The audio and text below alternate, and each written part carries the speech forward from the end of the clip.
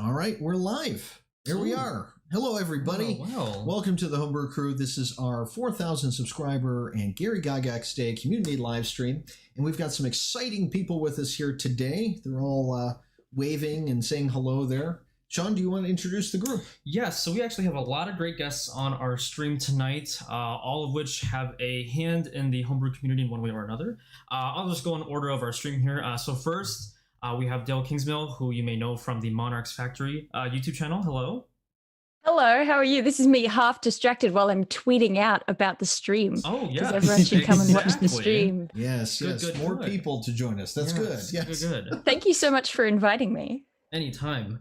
And then to the right, we have Trevor Armstrong, who you may know from Grim press releases on DM's Guild as well. We've reviewed a lot of their products, a lot of great stuff on there. So Trevor, thank you for coming by. Welcome. Thank you. My pleasure, you guys. Thanks for inviting me. Oh, goodbye. And now, and now Dael and Willy have switched places. Yeah! Magic. Dael, you are now Willy Abeel for the next... Willy plays Arcane Trickster a lot, so that's probably why. But Yes. Hello, it's me. I am Willy. It's pretty spot on. But speaking of which, taking the place, we have Willy Abeel, who we've also reviewed a lot of stuff. We've done Book of House and other things on our channel as well. So thank you for coming by, Willy, as always. What is good? The Master of Clon. That's what I like to refer to. Exactly. The Master of Clon. And then we have Chris Cevasco. Yes, Chris Cevasco, who we, again, another great DM's Guild author that we've done lots of videos on, lots of different races, classes, and all that. So Chris, thank you so much for coming on as well. Thanks for having me.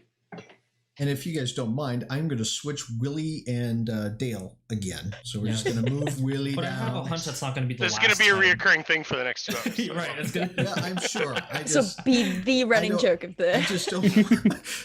All right, there we go. Everyone's back to where they belong. Okay, wonderful. Nothing wrong with Great. the funny swap. So we've got a lot of stuff to go over here today. Yeah, and I guess quickly, before we kind of get into the nitty-gritty of what we're going to do in the stream today, I did want to just quickly mention why we're kind of on stream today, for several reasons, obviously. First of all, I do want to mention that we recently, I think last week, hit 4K subs, which is a pretty nice thing on the channel. Thank you. Yep. And I just really want to thank everybody who's watching now or watching post-stream.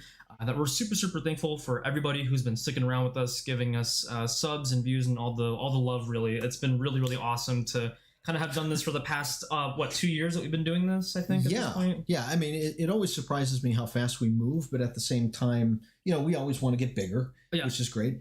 But I got to tell you, our Patreon support has been awesome. I know, we try our best with things with that, and we try getting videos out. We're doing the best we can. And it's just really great to be part of the community. I think a lot of people are, it's just really awesome to have everyone around. Yeah. And, one thing that I am always sad about, we had a lot of conventions planned and, we love meeting people in person. We love holding all the events, when it comes, we've done like the panels, we've done the collaborations with other people in person. So we do miss that. And hopefully whenever everything kind of fixes itself, we'll be back in there. But we want to thank those people too. We've met a lot of people like, a lot of events as well. Absolutely. Yeah, and of course we are donning our Hawaiian shirts today. Yes, and that's kind of the other reason why we are streaming today. It is July 27th, which is officially Gary Gygax Day. And I remember when we were at GaryCon, I remember it was like, was it the There's always one day at GaryCon that everybody wears Hawaiian shirts. Yeah, exactly. And it was a lot of fun. I really enjoyed that quite a bit, but I kind of have this style all the time. This is true. Gary has inspired me in my life. I'll be honest, this is the first Hawaiian shirt I've ever purchased in my life, and I don't know if it'll be the last, so... I really like it. Yeah, no, Thank you. You wear it well, buddy. I would have worn one too, except it's freezing. Oh, not here. It's freezing by you? Is it really? I'm so sad that I'm not in the Northern Hemisphere right now. There's that. What exactly is the weather like down there right now? Let me check. Well, it's been raining for 3 days nonstop, and it is currently, no one's going to know what this means, but it's 16 degrees Celsius. I know what that means. Yay! So the Canadian knows that I'm really just a wimp and that it's not that cold. That's fair. Yes. I'm just happy it's warmer somewhere then. Us Americans, we don't quite get that. We math is not our strong suit when it comes right. to that. And knowing also different things. And no, Imperial all the way. Yeah. But no, really quick, I also did want to just kind of go over what everyone's kind of working on right now. As with the homebrew community, when are we not working on things, of course. I'll go again in order. Dael, is there anything that you're working on right now that like upcoming release or anything that's like kind of pending right now? It's very exciting for me because I mean most of the time I just release my stuff in a video. I'm like, hey, here's a thing I've been working on. But for the last couple of months, actually, I've been working with my friend Jeremy on my first ever DM's Guild release. Very cool. Yeah, I'm very excited about it. It's basically he came to me and he said, hey, you make videos about mythology, you love Theros, you make homebrew, do you want to work with me on this project? And he was doing heroes and villains of Theros. So we've been doing a bunch of subclasses. We really just tried to pack in as much content as we could because we had so many ideas. So we did a bunch of subclasses, we did some backgrounds, we did some NPCs, we did magic items, we did all this stuff. There's so much stuff in there, and it was a really nice like first dive in because I got to try out, like he let me write some homebrew down, following all the conventions properly for once, and actually try to get it right, but spread it across all the different kinds of content.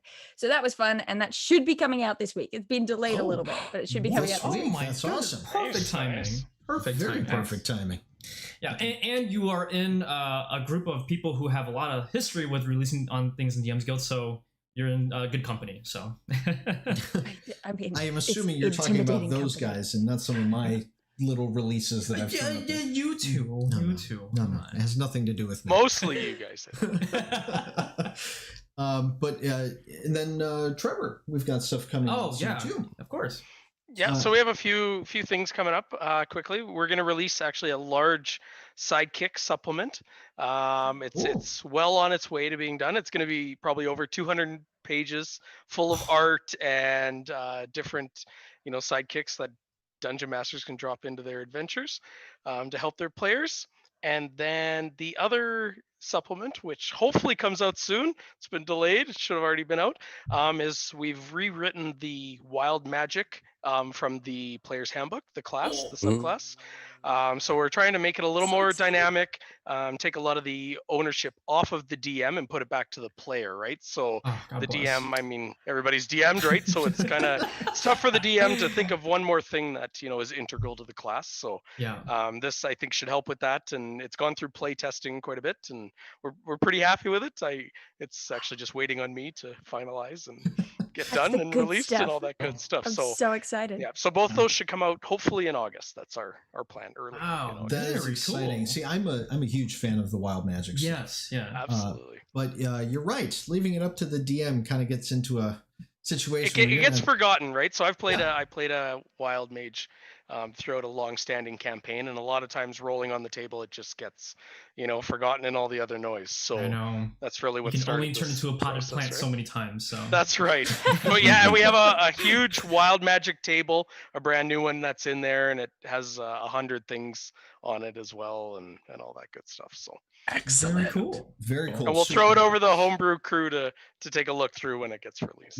We'll do it. Can I ask a question? Right. Why are people just shouting bread in our chat? I don't understand. What is bread? No. Oh no, that'll Dael. be me. It's your fault. I'm so sorry. A while back on my Discord, I accidentally started a bread cult. Guys, don't bring it accidentally. Here. Accidentally. Company. You have to.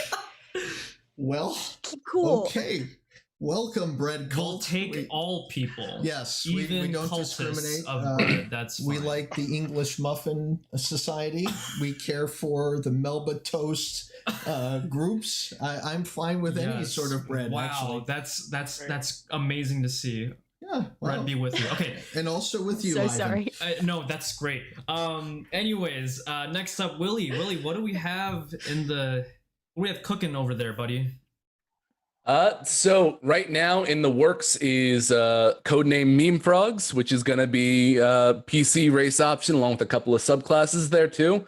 It's going to be perfectly suitable for serious campaigns. I absolutely promise you. And it is filled to the brim with memes. Aside the point, And other than that, I just remember this too. Leon and I have been working on even more content, so be on the lookout for that. More clownish accent. Oh, I know you're Yeah. excited for that. Well, yeah, I put the clown in some of my campaigns. Yes, that's right. They are an official race in my campains now. Not Excellent. everything gets into my campaigns, so no, but I really it's an love exclusive club. them. They're one of my favorites. Sounds like it. It is an exclusive club. Yeah, I think it's that and Otterfolk. No halflings. Halflings do not exist. This is not the halfling hate stream. That's going to be next week. But Actually, Hey, no, I've got Big Wednesday. Chunguses if you still need something for Oh, halflings. I've seen that. oh yeah, I saw that too. Yeah. That big chungus thing. Yeah. Oh, I'll fling that over to you. Don't worry about it. Okay. Oh, I'm gone. But And I'm back. That's it. And he's back. Look at that. Well, that sounds awesome, man. We would love to see some more clown stuff. At least I would. Yeah, be on the look. It's going to be some really good stuff too. Sean kind of goes solid when he hears about more clowns, but I've seen both. It's good. And then Chris, what do we have working on your end? Well, let's see. I guess my most recent things that I put out were the a 5e update of the 3.5 binder class and the incantatrix. And then over the past month, I've been putting out a series of 10 different supplements that are all the new Theros themed subclasses, basically. And I just today released a big bundle of all 10 of those products on the guild. And then I guess the next big project I'll be working on is I'm going back to sort of my very first release on the guild was the Ultimate Guide to Poison. And then I've done the Ultimate Radiance Guide. And my next one, which will hopefully come out sometime this fall, is going to be the Ultimate Guide to Thunder and Lightning. oh, see, and that's going to go great with the Theros stuff. I love that. I see Thor-like things. Yeah, I don't know why. I'm I like the way it's Theros and you were like, yes, which lightning god should I reference? Yeah. Thor. Yeah, well, Thor's good enough for me. He's better than Zeus. You made the right choice. Well, yeah. And plus, MCU universe, that kind of thing. A lot of people are kind of, I'm just going to shut up. This is true. But yeah, that's really great. I would love to see some of that stuff. And you released this big bundle. Tell me a little bit about some of the stuff that's in there, because I know some of the stuff you've recently released is there. Yeah, so there. I mean, like I said, so the Mythic Odyssey Theros has the new Paladin and Bard subclass in there, and so I basically made a new sort of archetype for all the other classes as well. So I mean, there's like a Death Skulk Rogue, which sort of specializes in getting into and out of the underworld and has sort of deadly powers. And there's Yes. Yeah, that's cool. I mean, sort of a Mariner fighter subclass that's based on sort of Jason and the Argonauts, and I throw in some new types of armor and magical ship upgrades and all sorts of things in there too. So I'm so excited. well, good. So yeah, I mean, and you guys reviewed one of them on the show, the Nyxborn Warlock. Yes. So that's part of the bundle too, and a whole bunch of others. I'm really excited to find out because I've been working on Theros-based stuff as well and subclasses. I've been holding off on going and buying anyone else's homebrew subclasses until it has released, because I'm just like, I don't want it to like influence mine. Totally. But I'm champing at the bit. I'm just like, I want to see what other people made. It's really funny. Anytime I've gone to release something with it, and I had this great idea. It was like a brainstorm in the middle of the night. I'm like, that would be a great race or a great class. And then I go to the DM's Guild and I find somebody who's already made it. And I go, damn, I can't officially do that now. But yeah, I mean, there is so much great stuff out there. The DM's Guild has been fantastic for finding content to show off to people and everything. And the whole channel itself here has always been growing on the fact that we want other people to experience what it's like to make something themselves. And it's just been an awesome community to be part of. Yeah, I really want. It's so fun to have like everybody cheese over everyone's creations, and that's one of the great things about the community that I've noticed that since we've been doing this, whether it's like on a forum or when people meet up or things like that, people are they're usually very helpful when it comes to like making homebrew stuff. Lots of people have really good advice. And it's really just great to see. I guess like things that we're working on personally. More YouTube stuff. Well, for sure. Yeah, more than once a week now. Yeah. Hopefully, that's kind of what we're doing. But I would love to get some more of our streams in. This is a great way of going about that. Yeah, having more guest stars on. And it's kind of our first foray into doing something like this. And hopefully, in the near future, we'll be able to do more of these streams. You get points for using the word foray. No, thank you. And I didn't mispronounce it this time either. But, you got it. But yeah, no, I mean, we're always constantly getting in more submissions. We're always looking out for more stuff. And of course, if you're watching and if you do want to get your stuff featured on the channel, be sure to send us an email, dmbrewer@gmail.com. We try to look at everything that we can. We're even going to look at some stuff today that we're going to be kind of going over and helping to see if what kind of improvements we can make to such homebrews. Right. And actually, we should probably start I think we into can get into that right now. So let's take a look at one of our first ones here. What do you guys think? Do you want to get into... do you want to take a look at this Awakened Flesh Golem race? I think that would be a good one to start with. Yeah. All right, everybody turn to page 34. And, I gave myself a paper cut. All right, and now we're going to switch to that web view thing. All right, let's see if this works. Hopefully it works. We're fading out. Here we go. There we go. Okay. Oh, we're all the way at the bottom of it. And if you do want to know who's doing our Check audio that editing out. today, you can check out Willy. He is doing our audio and sound effects. Oh, am I? You Oh, can- okay. Sure. No, it's okay. But You didn't know prior to the stream. But yeah, right. Well, I give jobs last minute, so so this first work is going to be a race that we were submitted to on D&D Beyond. This is the Awakened Flesh Golem, and it's interesting because we've gotten a couple submissions. Like I remember we've gotten like an animated armor race. Someone sent over like other construct races, and it's an interesting concept to deal with because typically when we see like an Awakened Flesh Golem or something like that, they're NPCs for a reason. When you try to combine these construct rules and combine it with a player character, you kind of run into a couple of balancing issues. Yeah, it's true. I mean, you kind of saw it when Wizards released the Centaur race originally, because you had, they're also Fae kind of thing. Sure. Yep. And you kind of see a little bit of that in this. But the thing that I really liked about this one is that if you really follow what it has as far as traits, it's very Frankenstein's monster.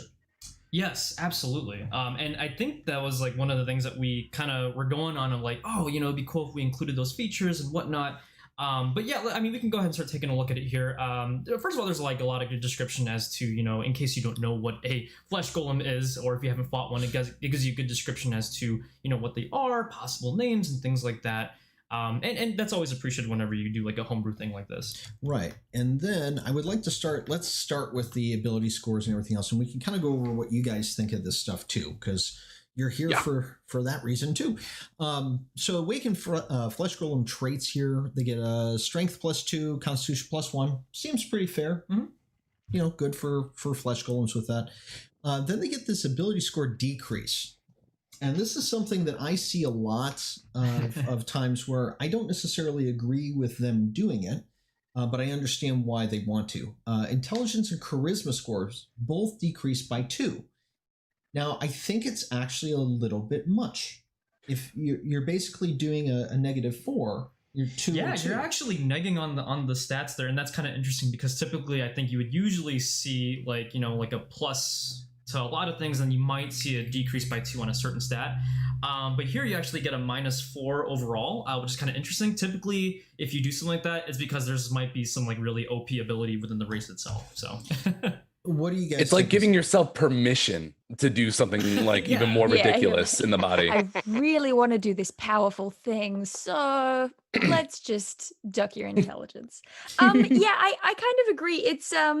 It's a tricky one because it makes total sense, particularly when this is taking so much inspiration from Frankenstein's monster, to have a dock to something like charisma. I do wonder, it's tricky already because 5e, so much of the philosophy is limiting penalties and just having things at base 0 and then bonuses.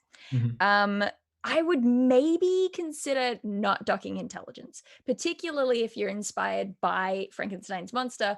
There's like a running theme that he's actually very intelligent. So I think you know, particularly, I'm not against having a penalty in there for charisma. It makes sense narratively for the flavor, and it does help to balance some of the other boosts that you get later on in the race. But yeah, I don't think you need to go so far out of your way. I think the intelligence can. Yeah, I kind of agree with that too, but I could also see the swap of it. I mean, I've seen Young Frankenstein. I know that monster can dance. That is very charismatic. You I would follow that if you're not charismatic. That's how it works. Exactly. I think also Young Frankenstein for president. That's right. Another thing that I was thinking of was that, I mean, because charisma, sometimes we tend to just think of it in terms of how suave you are, but it's really, there's also intimidation and there's a few other presence of being. That's a really good point. So, I mean, I think like, especially with a big sort of hulking flesh golem type of guy, you might consider not only not docking the charisma score, but giving the race something that makes it more of a player race rather than an NPC monster. And right. to do that, you want to focus on more of the role playing than on the damage give and take. And so you might even say, it might have advantage on deception checks because its face is so stiff and necrotized that it doesn't give away its emotions, I love that. Or something like something like that plays up its weaknesses as a strength in a way. Mm-hmm. The other approach you can go with is actually sort of emphasizing the points that are strong within the golem, that the things that you were trying to make more diminutize, like not even come into the picture. Like, say, for instance, this constitution increases by 1. Why not even give it like a half tough feat where you're getting like increased HP every, like, what's the word? Level, that one. There you go. Just something that makes it feel more bulky, more strong, that you're not even thinking about, well, what's going on up here? Yeah, that does make sense too. I like the idea of adding different mechanics to it with it too. You try to stay to that 2-to-1 kind of ratio where you have the 3 stats or what have you. Right. But adding something like that really adds a little bit more to the flavor of it too. I really like that. I really do. Trevor, any comments on this one? I have some comments. So I don't know if you guys remember, you viewed or you guys reviewed or previewed the Entling. Yes. A while ago. So in that, we did have ability score decreases. And that heightens to we're about to preview a little farther down on this page here, that some of the other abilities are very strong, right? So it does give that creative ability to, bolster something else. So this harkens back to 3.3.0 and 3.5 D&D, right? So I don't dislike it, truthfully. The double it's negative, true. so I don't really want to be overly committed, I guess. So I've used it previously, and I don't mind it. I would probably have that as an or, maybe, so you can increase or decrease your intelligence or your charisma, depending on how you want to make the character, right? So I like that. I think that makes sense. Now, you alluded to the fact that we're going further down, so we're going to go further down. Well, I assume we are. Sorry. I shouldn't know that. And then it goes into alignment, size. Speed is going to be a base 30, medium creature. So now we get to the first ability here, and we get to Berserk Slam. And, we do have races that exist that have, like, that once per day ability. Like a good example is like the Dragonborn Fire Breath or whatever breath that they do have, and it gets stronger as you actually level up your character. In this case, it's actually going to be a 15-foot cube originating from your space. They have to make a con save, and then on a fail, they take 2d8 bludgeoning, and then they actually get pushed back 10 feet away. Yes, thank you. Yeah. And then it gets stronger as you level up too. Yeah, I really kind of like the idea and concept behind that. It is a lot like, Dragon Breath and all that kind of stuff too, which is kind of neat. Just having that extra ability and thing like that. And I do like the fact that it levels up. I think this is actually pretty well balanced for what it is. The 3d8, what have you, at 6th level, it's not too bad with stuff.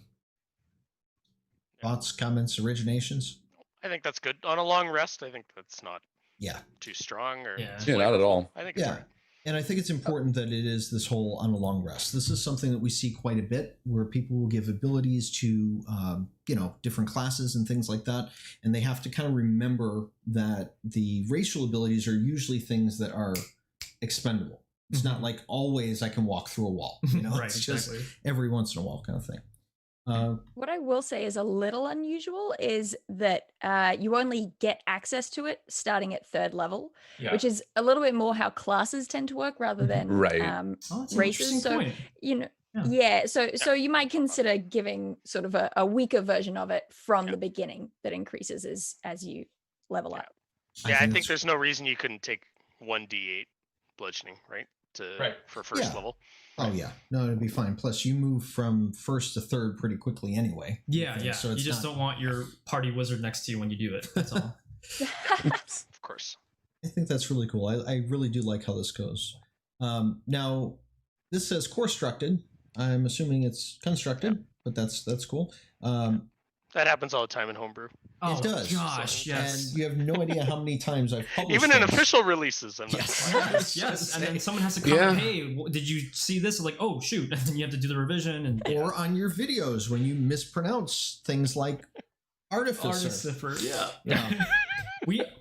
Sorry, quick story. We will never let that down. Here, let's go back to the mainstream thing here. Yeah, so because see us while you tell the story. I do want to say one thing. I remember when we first went to GaryCon and we started handing out our cards, and we were really excited. Like, oh man, we got business cards. Let's do this. So I was like a kid with King. I just started I was like a flower girl. I was like just tossing these cards all over the place, and like people started watching our channel. Like, oh man, these people at GaryCon are watching. And then the most recent video we did was we reviewed the re-release of the Artificer, but the title and the entire time that we did the video, and I don't know what compelled us. We said Artificer, and comments on that video to this day are just people complaining that we said Artificer. Well, it's still one of our most watched videos too. Yeah, and it's a shame too. I'm not complaining.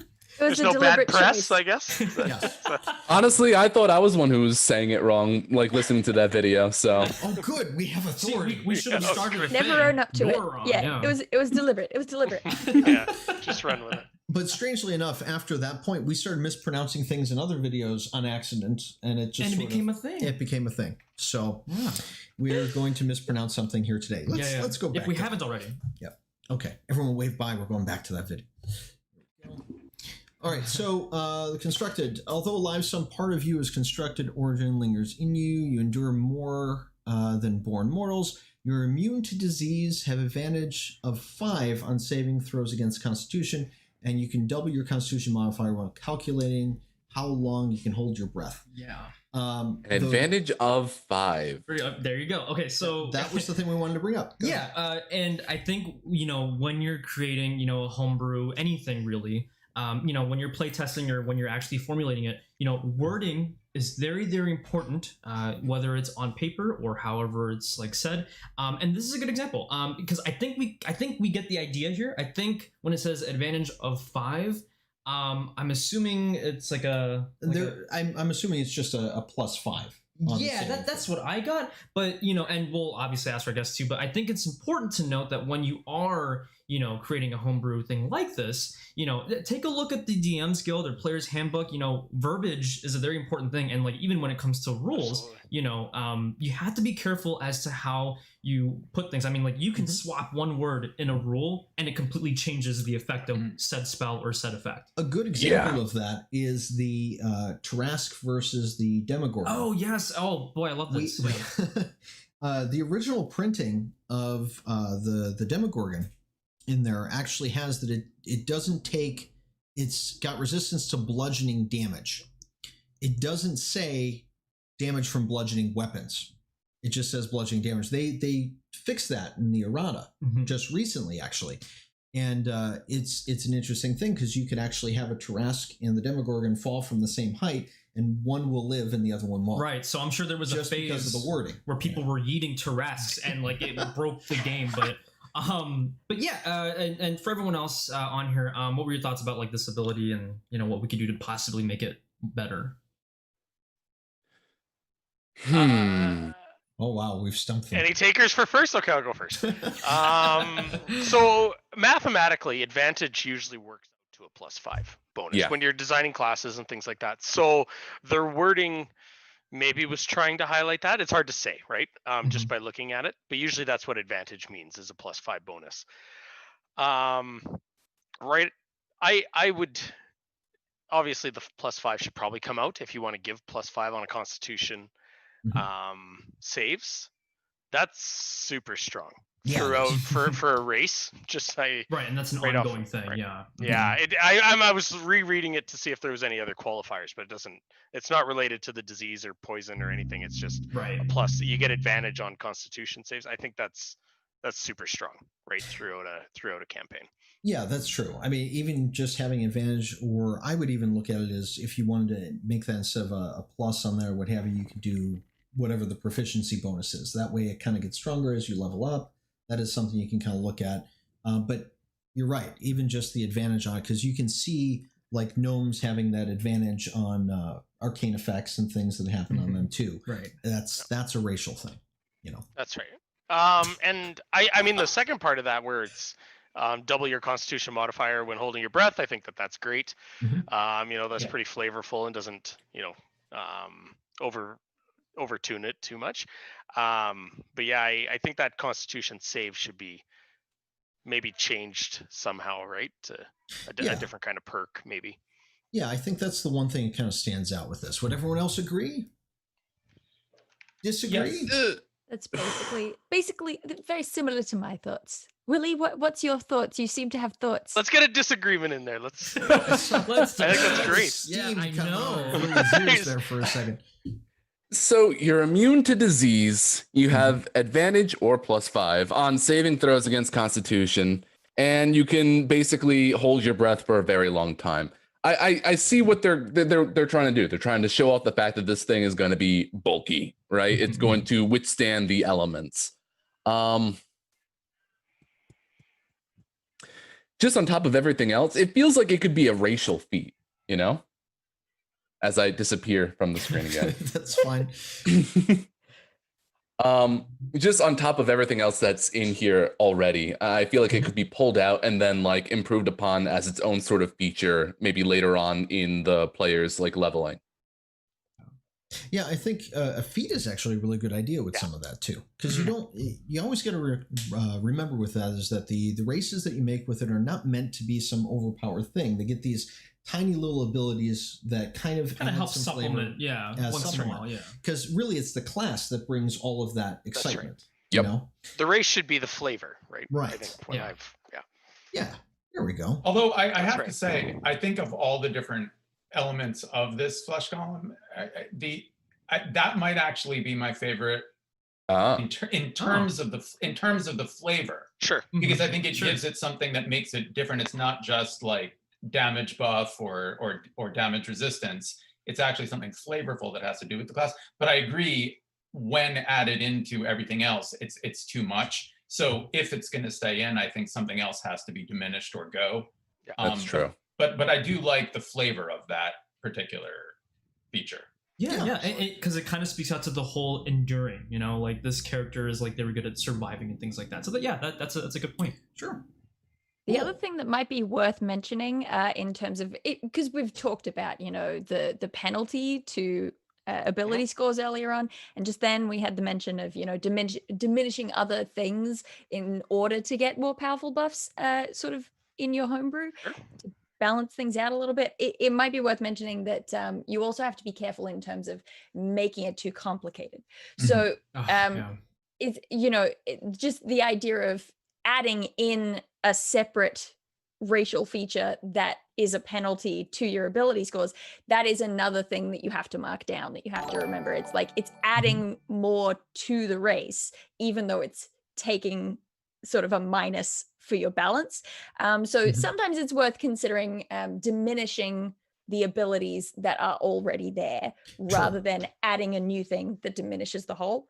Did that make any sense? Yeah. We're all standing. Don't make it overly complicated. Yeah. Also, those character sheets, those little feature bars are way too tiny, and no one uses the second page of the character sheet as it is. So very true. Yeah.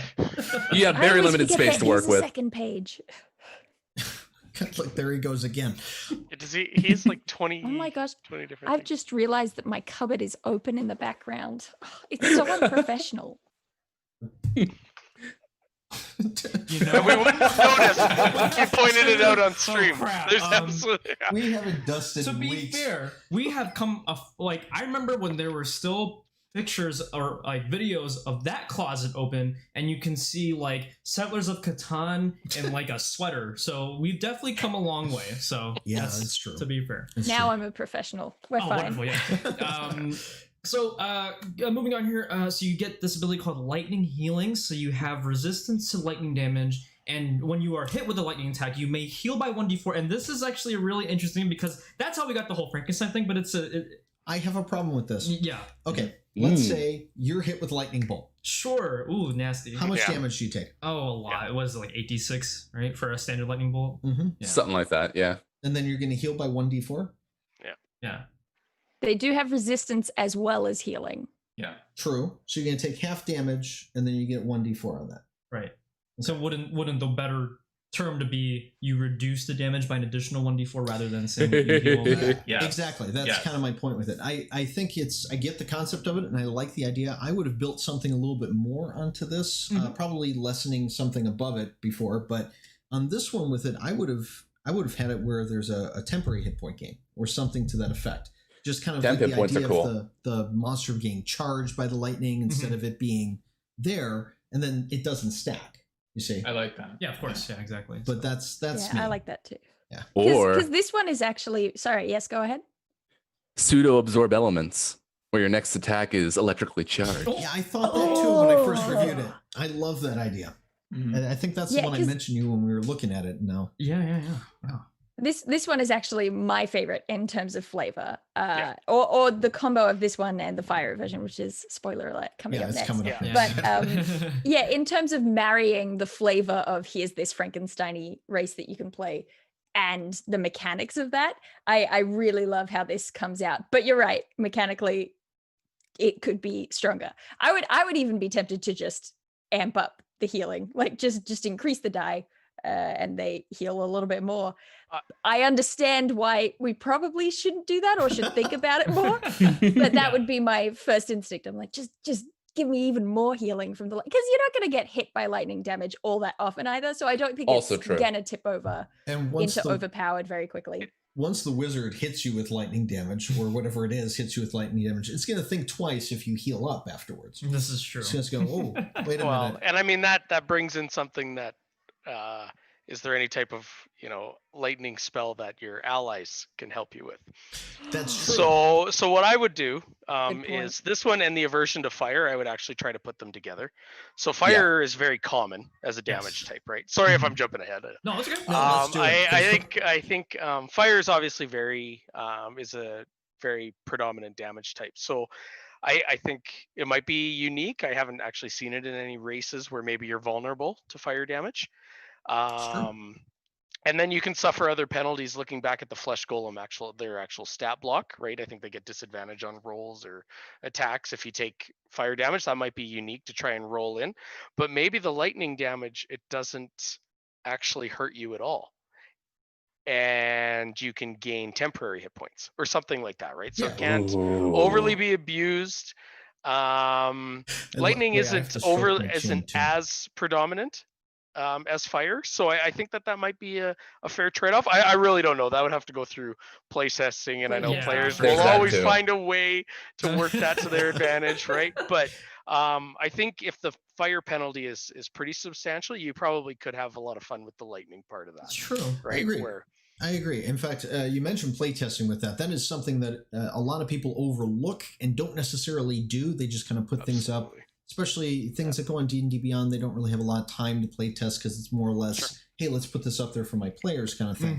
Mhm. But True. playtesting is so important when it Yeah. comes to stuff. Exactly. We tested out our Beholden race that we put together and realized that we're not going to publish it for a while. It took a beating through the process. It did, yeah, for sure. And yeah, I mean that's a great example. And since we're already talking about that next ability, let's go over this one. I think this will be the last one before we go into the next actual content. But this one is called Fire Version. So basically, whenever you take any fire damage, no matter the amount, roll a d6 and add the result as additional fire damage. Gaining any form of resistance to fire temporarily overrides this trait until you lose the fire resistance. See, and That's the last thing with it. I would look at that and go, yeah, you just have vulnerability to it. Yeah, right. Because I think you know, right. Like great idea for this flesh golem to kind of like be weak to this fire damage. It doesn't have to be so like complicated. Yeah. Dael said keep it simple, right? Yeah. We're gonna follow what Dael says. The other part of that too is what is the like intent of this ability? Like, did they intend for also vulnerability be in here by saying they're weak to fire damage? Were they not using the right verbiage for it? It's a little bit curious, or not curious. Yeah, curious works. I am very curious. So, but overall, I like the theme of this quite a bit. I really kind of dig the whole Frankenstein's bad. Yeah, right. I mean, the whole race itself is actually pretty cool when you think about it. Absolutely. It's minor tweaks that you would have to just fix and do, and this could be fantastic. Absolutely. Yeah. It's also fun to look at races when people make homebrew races. Fun thinking about all the different subclasses as classes as applied to them. Absolutely. You know, like playing a barbarian Frankenstein or playing a wizard Frankenstein. You know, like all the different types of characters that you could play with it. Yeah. Yo, advantage on Constitution saving throws. I'm immediately going cleric golem here. Yeah, so. One other thing that for the creator of this, that I would put in, not so much for abilities, but just kind of fleshing out the lore, is put in maybe a section for how the player who wants to play this can work it out with their DM, that maybe they partner alongside another player in the campaign. So they actually it puts that flavor of becoming, you know, that Frankenstein golem, but it actually makes sense throughout the campaign that they're trying to play in as well, right? So not just, you know, I think it really lends itself to, because a DM could read this and be like, well, I don't know how that's going to interact when I put that into my world, right? So they might just say no or whatever, right? So giving the DM that kind of insight, I think can really help to kind of flesh out the race, right? Yeah, I think that's cool. I'm reading some of our chats as we're going there with it too. I know. I actually agree with you. Go ahead. Can I ask other people, does anyone have like broad tips, because you all have more experience like actually publishing homebrew than I do. Does anyone looking at this, the written work as a whole, pick up on sort of trends that this particular writer is like traps that they're falling into that they could improve on as a whole for other projects going forward? I mean, I think one of the ones that we've already touched on, but it's really important, is to simplify things and get rid of the complicated. Absolutely. You know, that applies across the board. And I think that would get rid of half of the issues that we've come across with this one.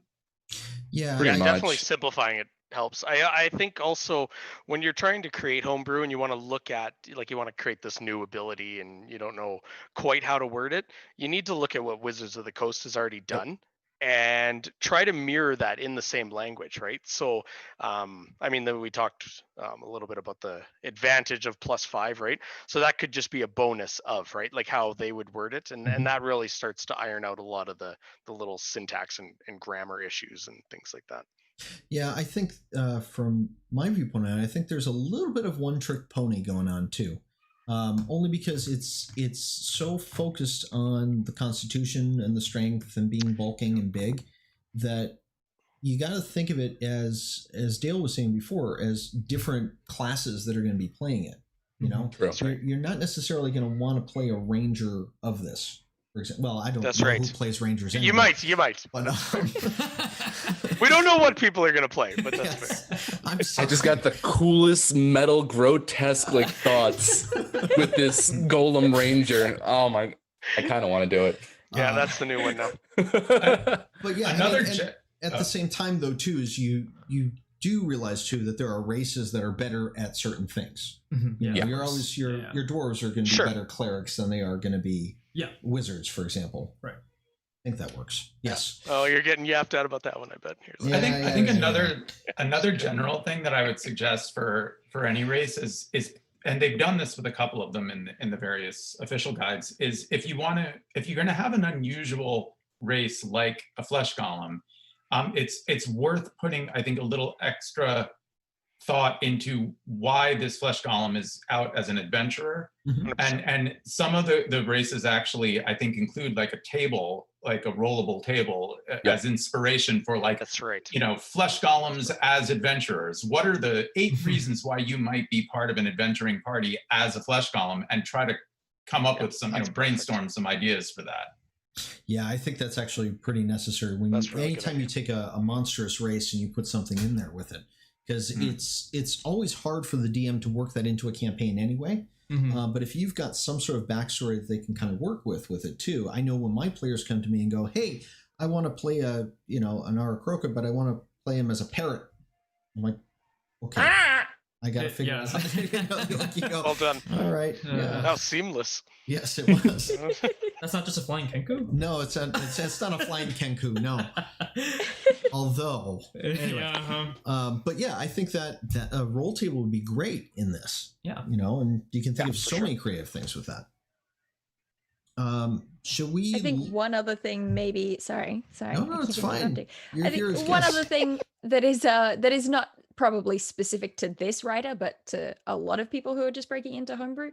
Just a couple tips in terms of trying to catch spelling or grammar errors or anything like that. I used to all the time when writing essays for university. My trick is read it out loud to yourself after you've written it, because when you're reading out loud, you'll find that you stumble over mistakes. So if you stop and you read it out loud, then you will tend to catch the spots where you have misspelled something or used incorrect grammar or not finished a sentence or things like that. And then maybe also if English is your second language or something, going to a forum or a Discord or Reddit, a subreddit, and just saying, "Hey, is there anyone who's a native English speaker who could read through this for me and check for grammar?" Yeah. Something to note with that: Grammarly does not work on D&D's. By the way, it does not understand. I could imagine that. It's like, did you mean this? No, I did not. But that is a good point with that too. Another tip that I've used for proofing stuff is to actually read it from bottom to top, because you notice your typo mistakes. Because when you're reading from top to bottom, you go through and you just skip words. But if you read from bottom to top, fills in the blanks. Yeah, it doesn't do that. Oh, I love that. That's a good. Yeah, I like that. I'd probably be remiss if I didn't mention. So the DMs Guild has a Discord server, an official Discord server. Yes, it does. If you guys are interested, or the viewers out there, in making your own stuff, you guys should join that. When you're setting up your product, you want to get it ready for release. There are many qualified and eager people out there who will help you review your stuff and get it ready for release. And the community's fantastic. So I would definitely recommend looking into that. We could post a link in the comments. I could probably do that right now. Yeah, that'd be great. I think that's fantastic. If people want to reach out to others on there, and you get lots of ideas and feedback and stuff like that. Yeah, it actually is really helpful to jump into that Discord every once in a while. Right, and I think sometimes people just have that initial fear of just like getting that first thing out and like, oh, who do I show this to? Or like, I don't know what to do next. The DMs Guild community is very, very good about helping each other out. Providing good advice. So yeah, definitely jump in there and share your creations. We're all here to help each other. Yeah. Now, before we jump into our next thing, unless Dael, you have something else. No, I'm sorry. We're fine. What I would like to do is each of you have these awesome releases and things that are coming out here. And I say it's time for our first giveaway. What do you think? Yeah, right. Nice. We have our expert live on the scene, that's right. They're ready to give out our moderator in my ear. Moderator, are you there? Over. I think he can hear us. Why don't we? I am. Oh, good. I know this seems weird because we're talking to him and none of you. Oh, you can hear him through the stream. Hello, this is Ron Zolman, our moderator there. Hello, Ron Zolman. How are you? I am good. How are you? I am great. Was he aware that he was going to be heard? I think that we're going to start with Willy's release here. Willy, what do you got for the people here today? Right. So I'm going to give you 2 things today. I'm going to give you the subclass College of Culinary. That's for the Bard, which features a lovely Man of Flames on the cover, as well as some supplemental material to that called Culinary Weapons, which is a series of new equipment that your culinary bard could use as well as some magical items, and facing off against the Man of Flames himself. So, just some fun extra goodies for this evening. Yes. Hot. That is awesome. All right. That is two things. So, Mr. Zolman, I think we should do a quick round robin here. Can you pick somebody at random, please? I did pick someone, sent it to you in text as well, because I don't know if I know how to pronounce it correctly. Elavona. Elavona. All right, congratulations, Elavona. You will be winning the Willy Abeel package here. Woo-hoo. Yes, you, Elavona. They can't believe it. They are so And don't worry, there are 3 more prizes that are coming out there in the next couple of things. We want to, congrats. Wow, everybody is congratsing. I know. For Dael's, I'm going to make them say bread. If they want. Yeah. I also better did be want to ready. mention, You better be ready. because I know we're talking about a bunch of homebrew stuff, but if we do have time at the end, we are going to do a little bit of Q&A amongst all of us. So if you do have any questions, feel free to send them in. We do have our moderator looking through those, and we can answer a few of those questions at the end of the stream as well. Like I said, we have some really, really great creators here, so it's a good time to get some advice. That's awesome. And thank you, Mr. Zolman, in my ear. Yeah, Roger. Okay. I guess we're going to look at the next... Yeah, so here. let's toss this up to the group. It looks like Trevor has just gone for a second, so it's going to be the 5 of us here. Real quick. All right, so we took a few classes, a few races, a few things that we got sent to us. We just did a race. So I figure maybe a class. So Path of the Scald or the Keystone Sorcerer. What are you guys thinking? So that is the Magic Barbarian versus the Demiplane Sorcerer, right? Yeah, basically, yes. Yeah, you got it. Yes, exactly. The Demiplane Sorcerer, I had a little difficult reading through. So that could be hard mode, at least on my end. Okay. I actually really enjoyed the Barbarian.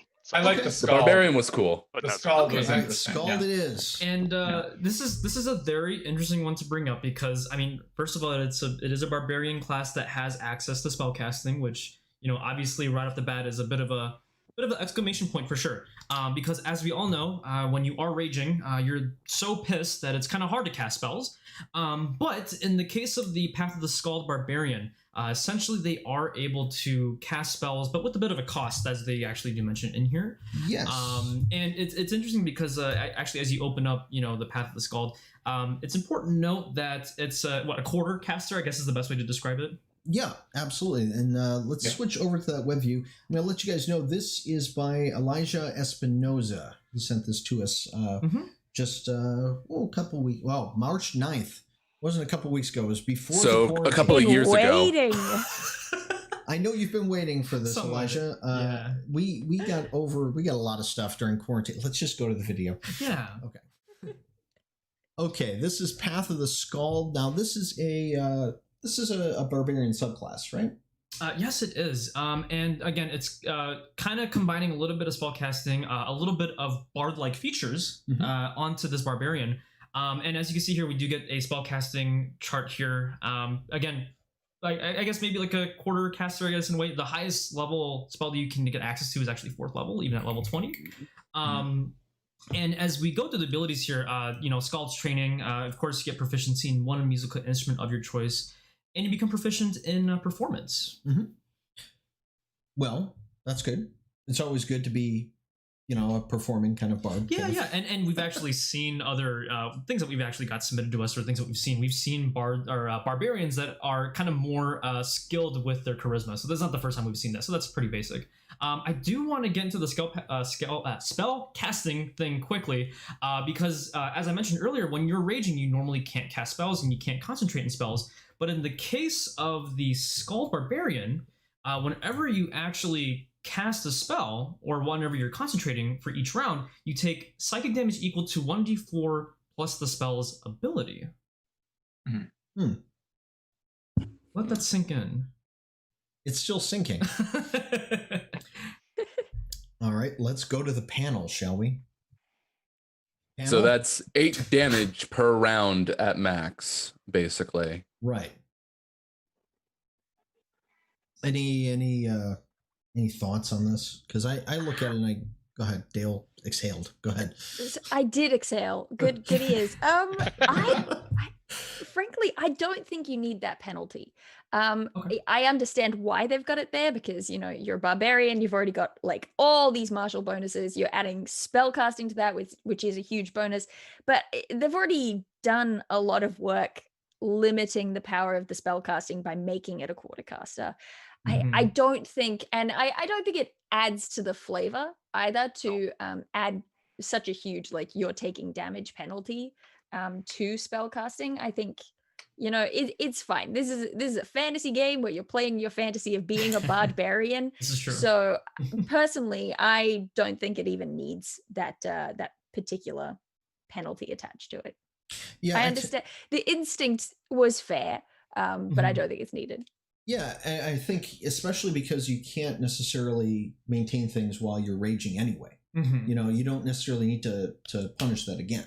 Right. You know what I mean? It kind of matches up as it is. Yeah, that's a feature of the class, right? So I think it shouldn't be penalized heavier again, right? So you're giving them a feature, and then you're kind of saying, well, you know, you shouldn't do it too much, so we're going to pull it back. Right.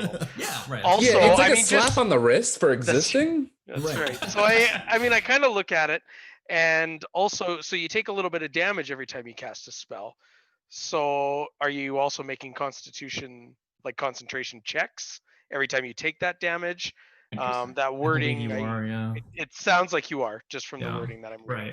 Right. So that seems cumbersome as well, because you're always making that just by trying to maintain. I would limit it more on the side of, well, here's your spell list that you get as this type of barbarian, right? So I mean, I'm sure this is done so that they can kind of, you know, dictate that super powerful spells, this is the penalty, but I would rather see them limit the spell list that this subclass might get, right? Instead of just being all wizard spells or all bard spells or whatever, right? Like, I would kind of limit that.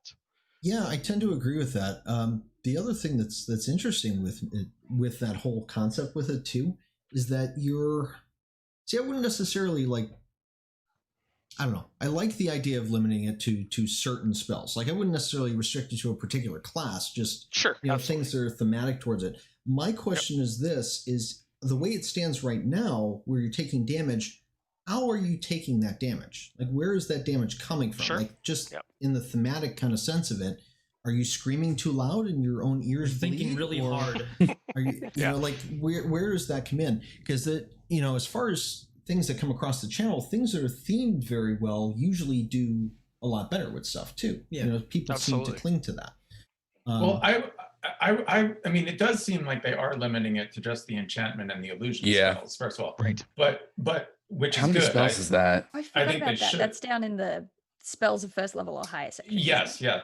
But I think maybe what I would suggest is, I understand why they're saying you can maintain your concentration while raging, because you're using Constitution as your spellcasting ability. So it's not really a mental focus, it's a channeling the magic through your body, which makes sense. But then I would make sure to put something in there that says you can concentrate while raging as long as you're casting one of this subclass's spells. So if you multi-class as a wizard, you don't get to concentrate on all their wizard spells as well. Or if you multi-class as a, a cleric, because then you are using wisdom or intelligence. Right. I would limit it in that way. Yeah, I think that makes sense. John, thoughts? I concur. I concur. I was making some notes on the side. No, that is a very good. I mean, multi-classing kind of gets left out when you're trying to, you know, come up with new classes and ideas. So that's a really good point. Even the UAs try to say, hey, this isn't balanced for multi-classing right now, so don't try it. But I mean, so you got to think about it. It is tough. Yep. No, it's a really good point. I just went down and took a look at how many spells they could get from the Bard class spell list between enchantment and illusion, and it's not too small, but it's pretty limited. It feels like every time you run this particular subclass, you're going to probably be picking the same spells each time. Is what that ends up looking like. See, the one thing that I get into when I find people who mix different subclasses together or different classes together for that, like the Barbarian, for example, which is a kind of a popular one, is that sometimes they lose track of what that individual class is supposed to do in game. And that's the thing that I think is interesting. Like barbarians are not ranged fighters, like at all. Mm-hmm. They're meant to be in the fray of stuff, right? Mm-hmm. And then the bards are always supposed to be inspiring and helping others, and they're mainly support. They're not like total DPS, but they dabble in everything. Yeah, it depends on the type of bard, but generally that's what we do see. So, and I think it's important that when you're looking at combining those two things, you look at what each of those things are supposed to be doing on their own and see how those factor together. Yeah, and that's something that gets missed, I think. This is the thing that I think is really useful. Sorry. Go ahead. I'm done. Go ahead. Oh, please. I'm done. Go ahead. I was going to say the other thing that would be great about specifying, this is a spell list that you can choose from if you take this subclass, is that you can broaden where if you just say enchantment or illusion spells from the bard list, you're going to end up picking the same things over and over again.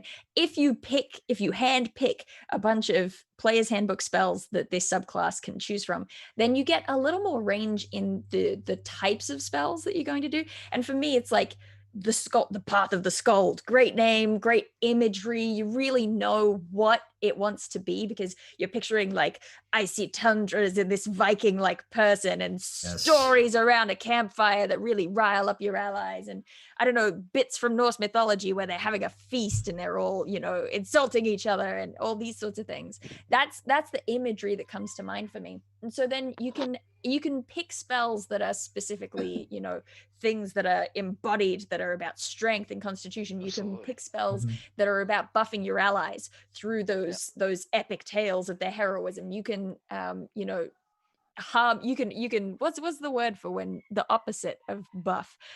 You can I always just use debuff. Yeah. Debuff. Oh my gosh, what is wrong with me? Unpopular unbuff. No, the unbuff. I like the you unbuff. can anti-buff your enemies. With these insults, you've got that imagery of like a banner saga sort of a guy, shouting at the enemies and that's anti-buffing true. them. Yeah. So that's what I really like about the idea of hand picking sort of subclass spells for these, and then just calling them barbarian spells, because the idea of getting to be a barbarian who is a spellcaster, that's the dream. Is that I agree. I mean, I look at enchantment and illusion, two spells that would lend itself to me if I wanted to play this would be haste and slow, right? Oh man, with transmutation, right? Yes. So I think you're out there and encouraging your teammates, or you're or unbuffing the enemy or whatever by casting slow on them.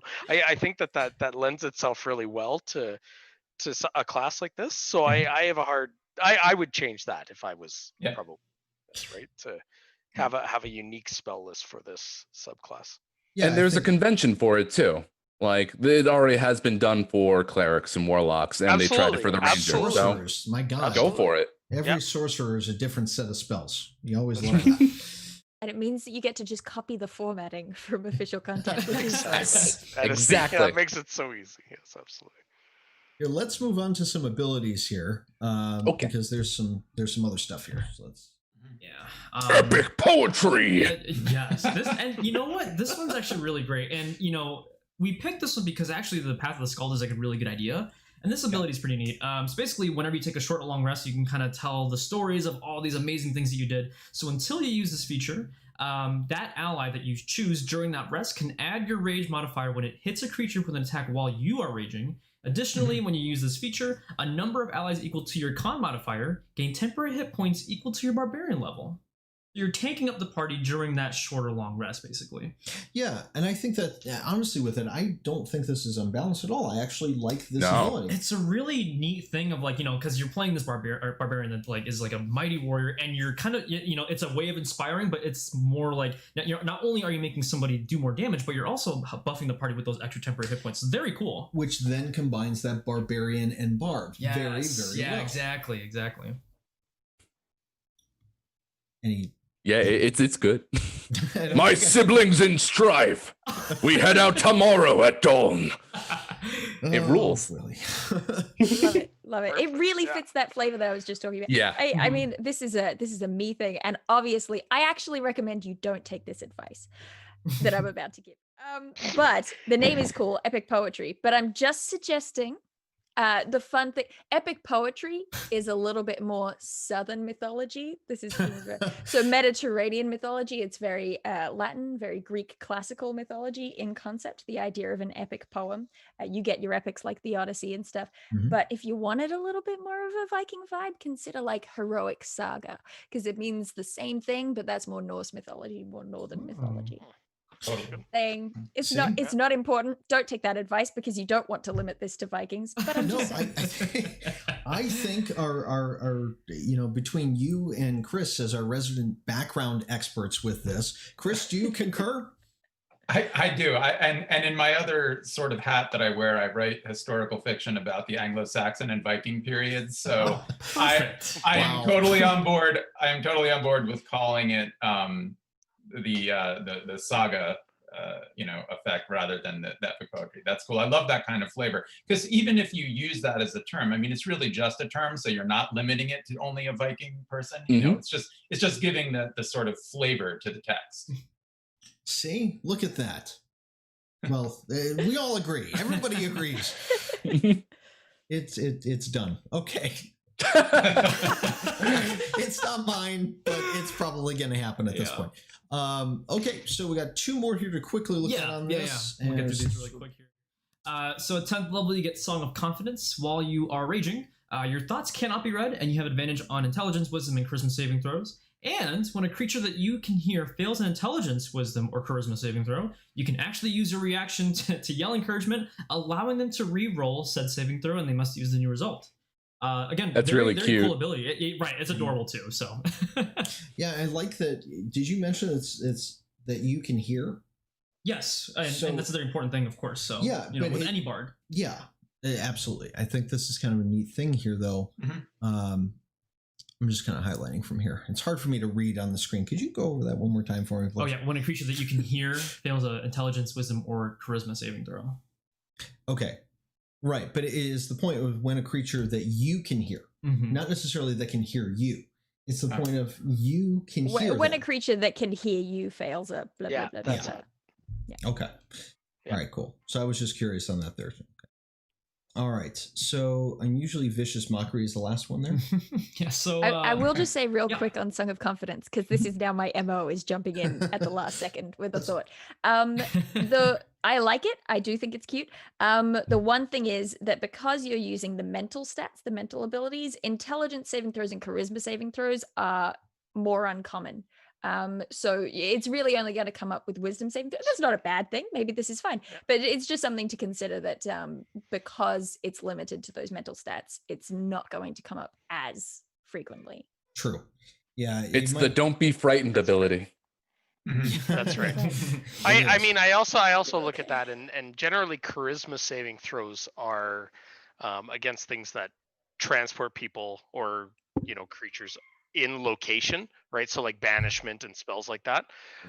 So I don't know if this type of just talking total flavor, I don't know if this lends itself to something like that, right? If I wrote this, I would probably say intelligence or wisdom, just for me, but or maybe even just saving throws against specific conditions. That's so that true. then you can pick that's out an easier way to tie it. Absolutely. Charmed or frightened. Boom. Yeah.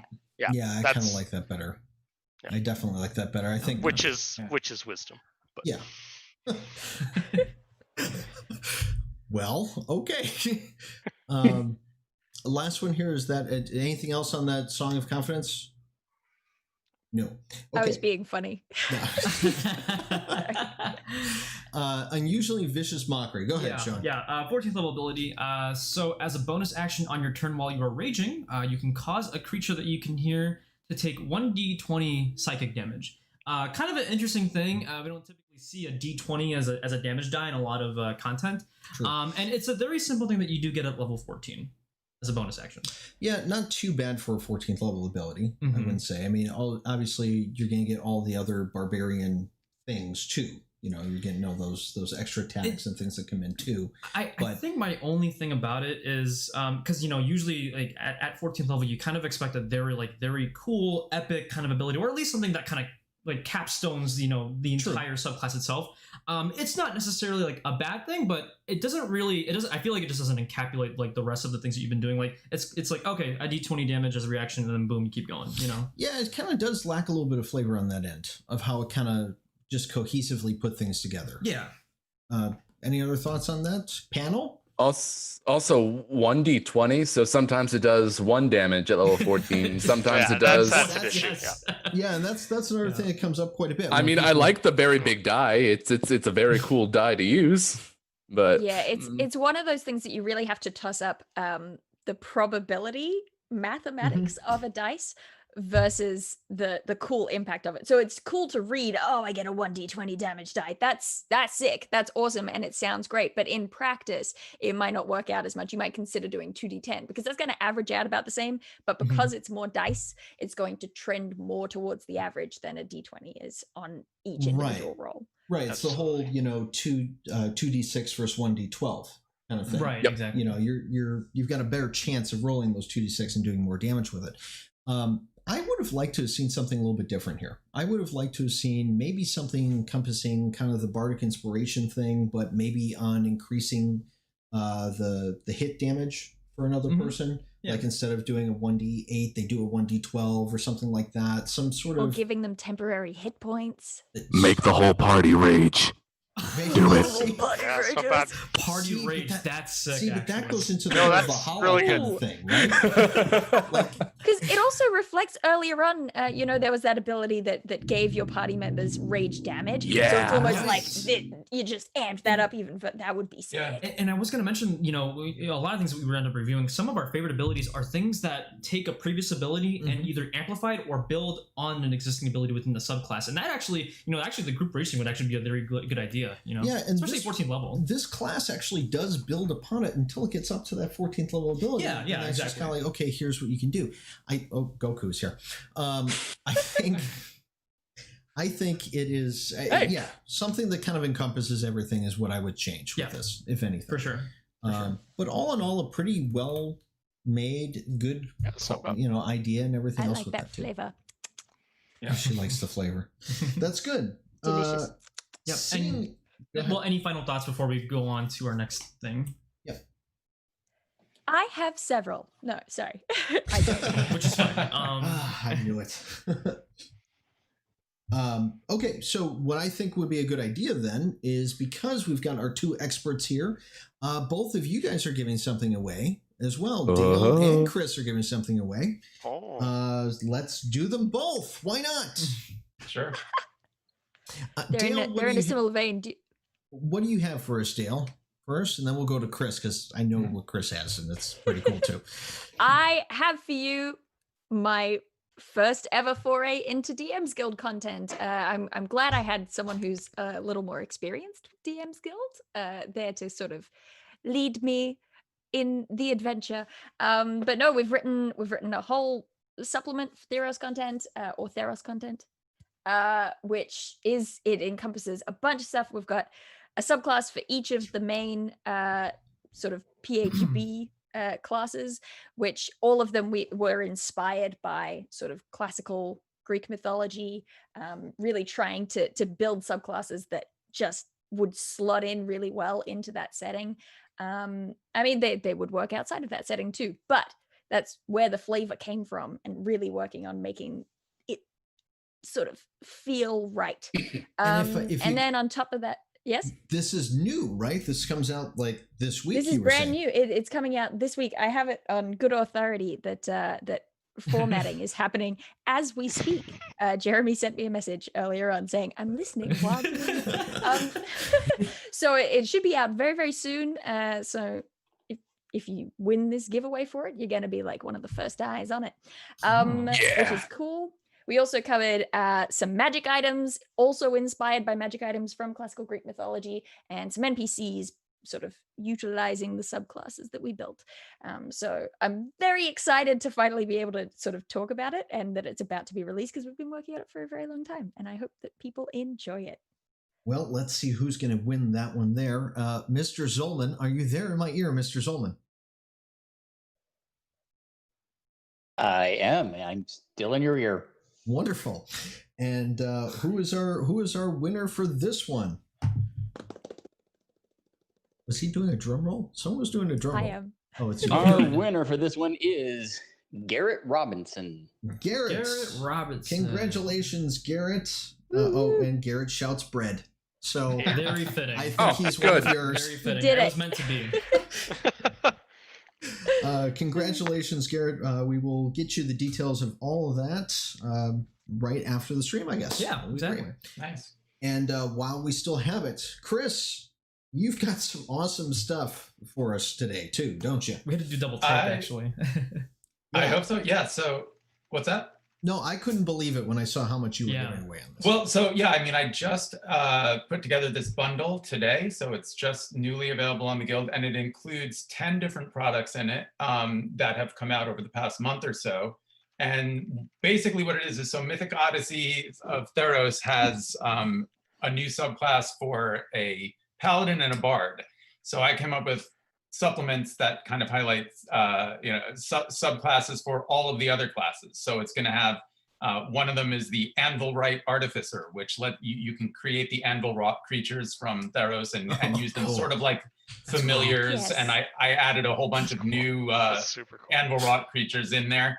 Excellent. In addition to the ones in the guide. So it's, the Astromancy Wizard, it's sort of like astronomy, the Death Skulk Rogue that sneaks in and out of the underworld, the I called it Jason and the Margonauts, which is plays on Jason and the Argonauts, and it's sort of a mariner kind of subclass. I've got a Nymph Bloodline Sorcerer, which is very modular because depending on which type of nymph you come from, Dryad, Oread, Naiad, you have different sort of subclass abilities, etc. So I mean, you can see it all on there. There's 10 different supplements that cover 11 different subclasses, and it's a big bundle. We've got. You sold yours so much better than mine. You like told us actual subclasses. I should have written something ahead of time. It's like, yeah, there's some stuff. Right. It's good. It's good. Wow. Okay. Okay. So 11 subclasses with it. Yes. It's 10 releases, 11 subclasses. Wow. All right. This is a very large package. Mr. Zolman, are you there, Mr. Zolman? Yes, I am. Oh, there he is. Okay, Mr. Zolman, who's our winner for the Chris Cevasco package? Spinning the wheel of chance, and our winner is Rheinicus. So okay, all right, Rheinicus, you're one of our loyal followers there. Here at the Homebrew Crew. Rheinicus has been around for a while. Yes. Rheinicus is loyal to us. Very loyal to us. He watched us play. He watched us play Lords of Waterdeep. That's how dedicated he was. He will die for us. It was. Rheinicus, you won the entire Chris Cevasco package there, buddy. Is that what it's called? Yes, that's now it is. Yes. I'm sorry. So it is that kind of stream. Right? God, I hope not. But no, you're welcome. You're welcome. Thank you for tuning in and being part of this. This is great. So before we go any further on this stuff, I know we've given 3 things away. We have one more giveaway towards the end of this here. We're coming up on towards the latter half of the stream. We're only going to go another, half hour, 40 minutes here, or what have you. So I would like to actually open this up to some questions. We've got a lot of people here in the chat. Yes. And you guys are very famous with things. And I promise at the end we will give away what Trevor is giving away. Oh, yeah, which is also very awesome. It is also very awesome. Open up this pit. Okay, thank you, Matt Perkins. We will definitely do such. So I would like to see if there's anybody that has any questions for the panel. And there's Willy, very close to his camera. Waiting for your question. Ready. He's ready and Willy. That's my new name now. If I disappear, you'll see that. Mr. Zolman had a question for us. How would one exactly resurrect a bread golem? I believe that's to you, Dael. Yeah. Our expert on the field. I have no input. I have found that if you put them in the oven at a certain temperature, you can make them into a toast golem. You know what it's gonna look like? It's gonna be like in old school Power Rangers when that guy used to make the little things and stick them in the oven. Oh my god, like putties. I've got a good one this time. Yeah. And okay, you're gonna need an oven. You're gonna need proficiency with cooking utensils. This is true. All of your material components are gonna have to be, like flour. You need a little bit of yeast. You need. Is there such a thing as a bread golem? We've reviewed Not several yet. different things. That's always the answer to anything in homebrew. Not yet. Willie's already typing. I can see it. They'll immediately be set upon by pigeons. It's a subclass for his culinary quest. Oh, I got a question. Yeah, go ahead. And this is always, I feel like everybody always talks about this. We're asking around questions. I know, for now. But this first one I always like to do because I talk about this with all my other players. What is your favorite class in D&D? That's always a good one. It is. We'll start backwards this time. Chris, your favorite class? I'm big on the arcane casters overall, and I think probably the one I tend to go to most often is Warlock. And I think mostly because I like playing up the flavor of the patron and the patron's influence on the character, which I know a lot of people kind of ignore that and just feel like, well, you get your patron, gives you your powers, and then you move on. But like, I feel like if you can actually work that patron's influence into the way that you role play, that's a heck of a lot of fun. So I like the Warlock.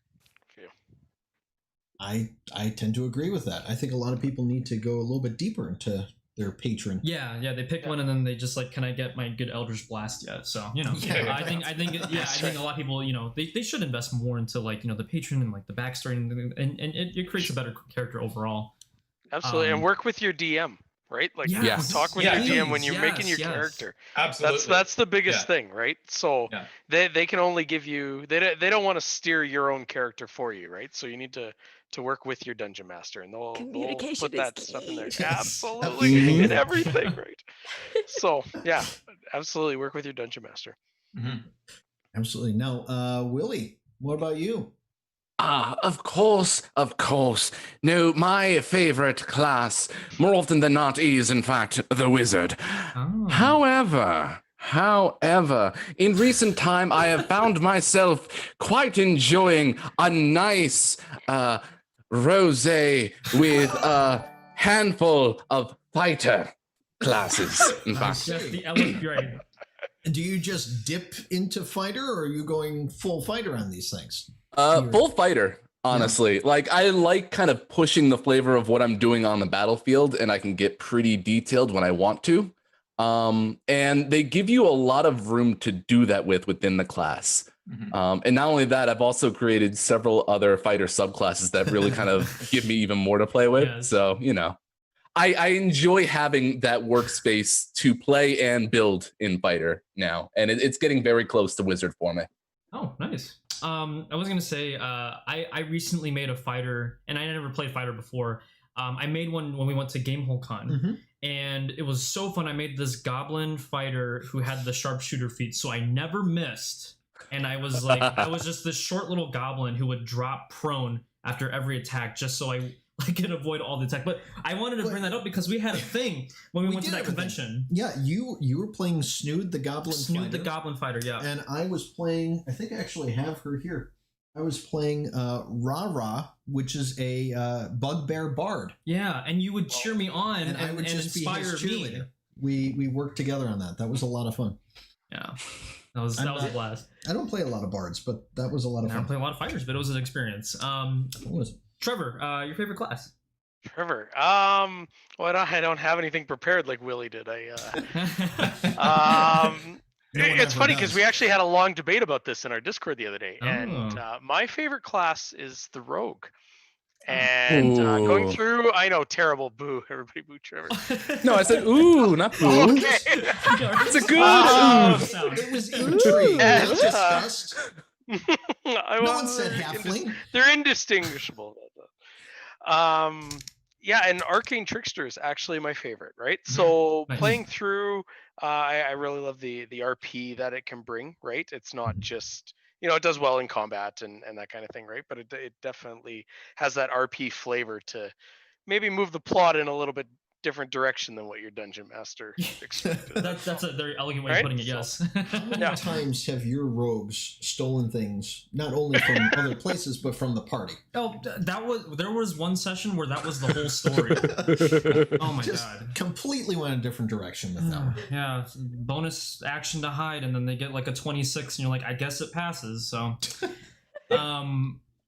and we actually are getting some questions now, so we'll get into that in a second. And But I'm getting them from Mr. Zolman. Great, as well. but Dael, favorite class, really quick. I am such a cliche. Also, my favorite is the rogue. I have a general tendency to, even though I like spellcasters, I have a general tendency not to play them, which is a little bit weird. A lot of people expect me to be a bard player. And I'm as annoying as one, but no, I love to be a rogue.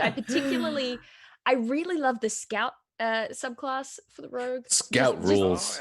The combination of flavor and mechanic is so perfect. The ratio there. So I love that it like does what it's gonna do. The image in your head is what the mechanics let you do. So that's kind of rogue is my favorite thing because I'm a little bit of an edgelord.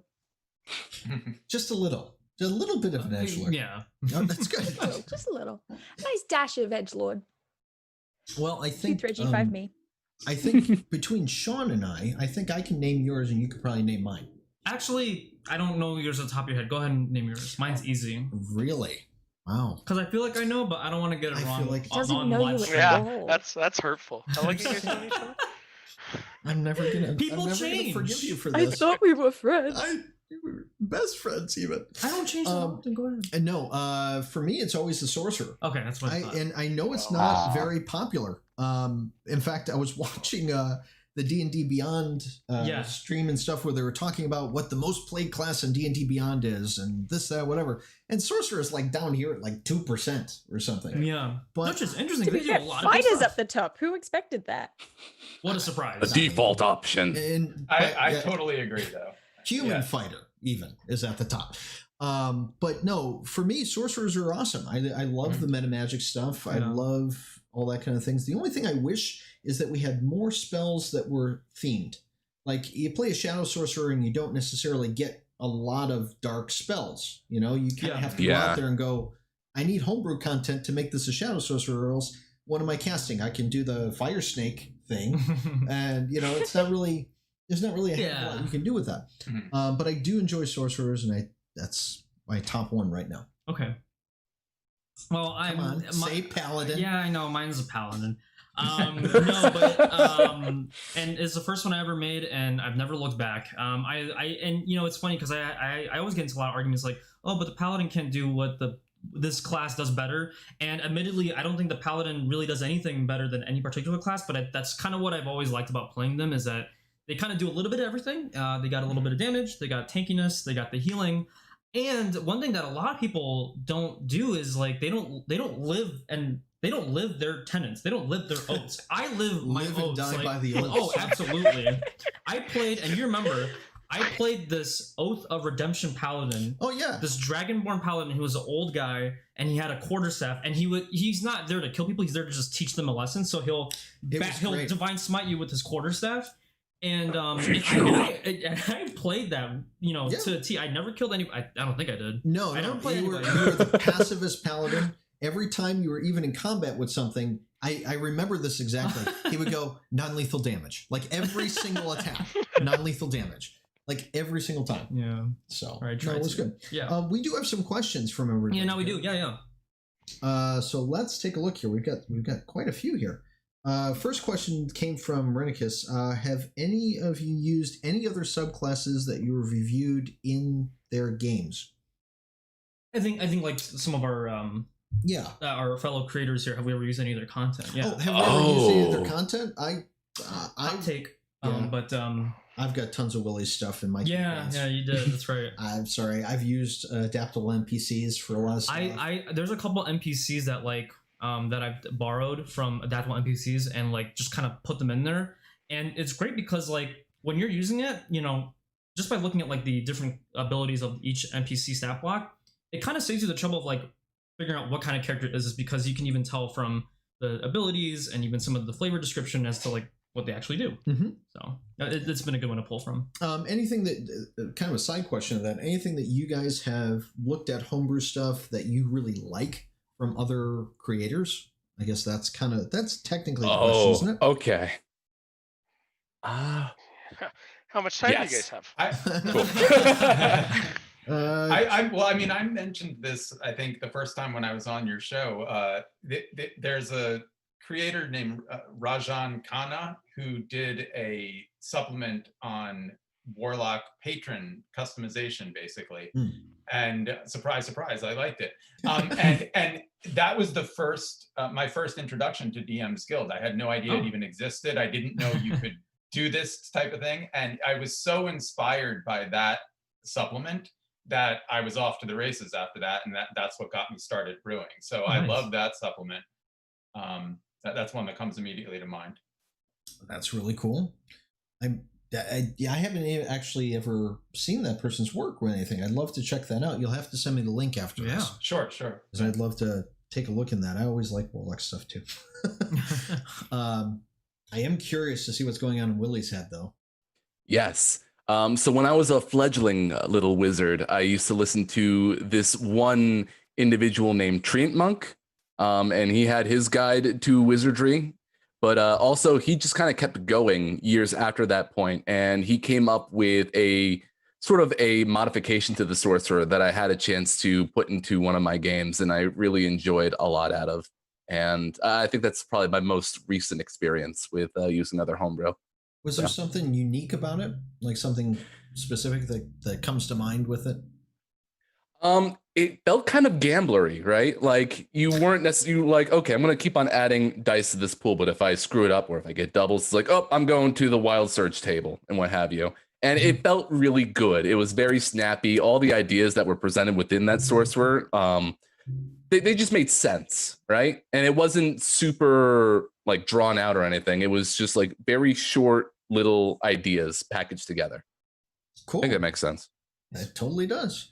We're going to go up and around. We'll end on Trevor this time. Whoa. Because, Dael, anything Yeah, so once again, this is like my first foray into DM's Guild. So I haven't actually played very much from DM's Guild. I've always been a little bit. It's such a deep ocean of content. So, I need to start wading into it. But it means that up until now, a lot of the homebrew stuff that I've nicked from other players has come from like Reddit or other sources like that. So it's a little less official. I'm trying to find my list of names of people who I've stolen stuff from or I use there. I can't find the names attached to them, which is bumming me out. But things like the typical like hidden stealth or other people's rules for encumbrance or just a lot of little things that I've picked up here and there. The only one that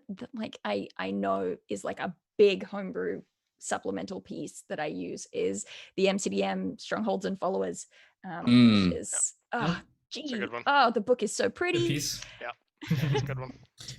Love me them retainers. Yes. Yeah. It was interesting that you mentioned that. That came out right around the time that the Wizards of the Coast was putting out the Sidekick stuff at the same time. And I think at the time, I think Sidekicks wasn't it a UA at the moment? It was a UA at the time. It hadn't made it into its official print or anything like that. And I remember when we did it, we reviewed Matt's work on that. Yes. And I if he ever listens to this or watches this or anything like that, I have always wanted to tell that man that he is the one who kind of started me down this whole path. Yes. Because it was a crazy thing. It was like one day I thought, I'm just going to look something up online.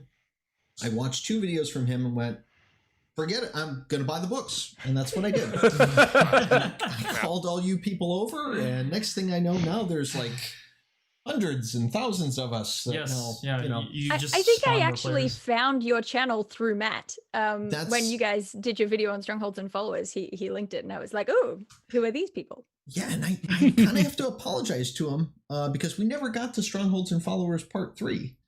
Yeah, We said we I were know. going to do Oops. it. It's like the 2 years first ago. video. He only just finished his Next, right? politics series. I mean, he's no stranger to. Thank you, Willy. Yes. And you know what's I funny? like the awkward Love it. silence. That Willy. was during a No, that time was good. where 100 viewers on a video was like exciting. I was like, wow. Well, we We just got triple digits. We got 800 subs from his referral. There was one comment that said, like the Matt Koval wave is coming, and They weren't wrong. kidding. They weren't kidding. Oh my god. That's awesome. Trevor, any like DM's Guild stuff or content that like you've been using, or like anything that you really like? Yeah, too much to name all of it. One of the things that we do at Grim Press is we actually work with other DM creators, like quite a few. I mean, probably over 100, and we convert their stuff into Fantasy Grounds, which is a virtual tabletop. Right, yes. So we do a lot of that. So I see a lot of other people's content and all these different types of supplements, and there's so many to name. And so because we're converting it into Fantasy Grounds, I always love to give shout outs and use it in my own games and introduce my players to it. I think that's fantastic, right? So a big one that we've been doing lately, and I've put into my games, is the Monster Loot series. Yeah. It's a good one. super popular in the D, and Annie, she's a fantastic content creator. Mhm. And so we've put all that stuff into Fantasy Grounds. And for those of you who don't know, she's gone through every release that Wizards of the Coast has done, and essentially made harvesting tables from all of these creatures. hell So if you yeah. have a player Yeah, who it's crazy. wants to skin a dragon, there's a table for that, and all those types of items are put into the games. And Making stuff like notes that, here right? of So stuff that I should be down. It's brutal. that's Yeah, look her- into it. yeah, her stuff's fantastic. So. It's funny that you mentioned that, because we Absolutely. actually had her on our list for review content and everything else. And we actually were talking about that, because I've got a player who always wants to loot the corpse. Oh my gosh, yeah. They'll be You having need their, that like, supplement. You need pocket her ones. supplements in. Yes, absolutely. Yeah. Yeah, that's what it's made for. So, and I mean, there's so many. Like, I would love to give so many shout outs, but it would take me. that'd be a whole The stream by other- itself. Yeah.